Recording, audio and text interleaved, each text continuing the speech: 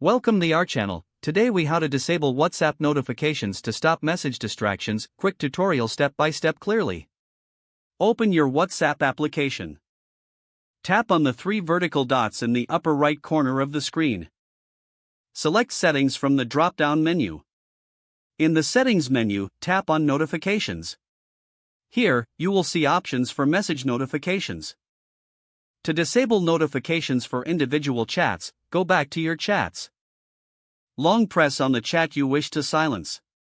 Select Mute Notifications from the options. Choose the duration for which you want to mute the chat. Confirm by tapping on OK. For general notifications, return to the Notifications section in Settings. Toggle off the Show Notifications option. This will stop all message notifications from WhatsApp.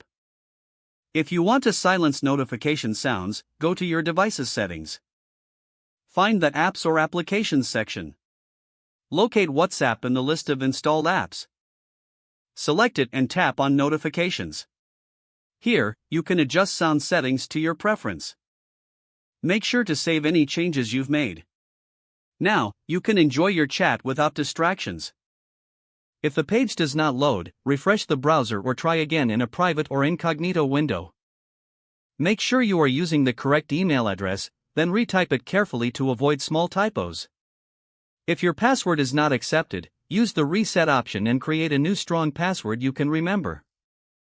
Check your spam folder for verification or security emails, then complete any requested confirmation steps. Enable two-factor authentication if available to improve account security and reduce unauthorized access risk. After signing in, review your profile details so your contact information and settings are accurate and current.